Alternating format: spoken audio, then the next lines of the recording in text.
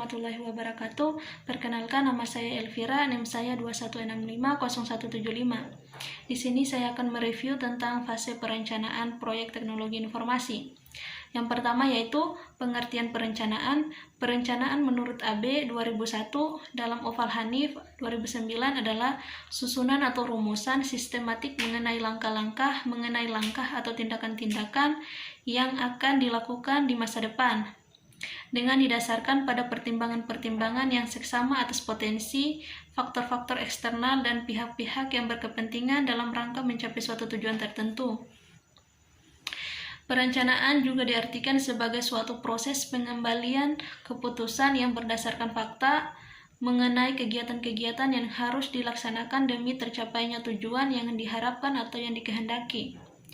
Yang kedua, fungsi perencanaan proyek. Yang pertama yaitu sarana komunikasi bagi seluruh pihak terkait. Yang kedua, merupakan dasar dalam pengalokasian sumber daya. Yang ketiga, merupakan tolak ukur di dalam pengendalian. Yang keempat, fase perencanaan proyek. Fase perencanaan proyek ini terbagi menjadi 3, yaitu merencanakan proyek. Yang kedua, mempersiapkan proyek. Yang ketiga, mendefinisikan rincian proyek. Ada bagian dalam merencanakan proyek agar dapat berjalan dengan baik, yaitu perencanaan strategi. Kedua, mengidentifikasi subsistem pada proyek. Yang ketiga, menetapkan kendala proyek. Yang keempat, menetapkan prioritas proyek. Yang kedua yaitu mempersiapkan proyek. Mempersiapkan proyek terbagi menjadi 4, yaitu menunjukkan anggota tim. Yang kedua, konsultan atau melalui tender. Yang ketiga, personil perusahaan sendiri. Yang keempat, gabungan konsultan dengan personil perusahaan. Yang ketiga yaitu mendefinisikan bagian-bagian proyek yang akan dikembangkan. Terbagi menjadi 3, yaitu melakukan studi kelayakan. Yang kedua, memahami lingkup proyek yang akan dibangun. Yang ketiga, menentukan kebutuhan proyek yang akan dibangun.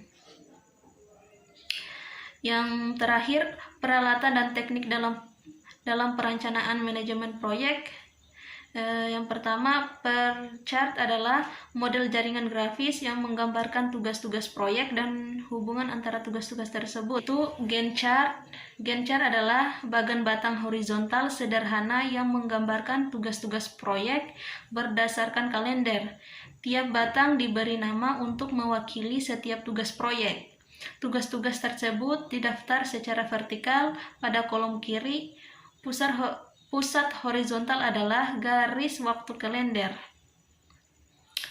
Mungkin itu saja yang dapat saya review tentang materi perencanaan proyek teknologi informasi. Kalau ada kekurangan mohon dimaafkan. Akhir kata saya ucapkan wabillahi taufik wal hidayah. Wassalamualaikum warahmatullahi wabarakatuh.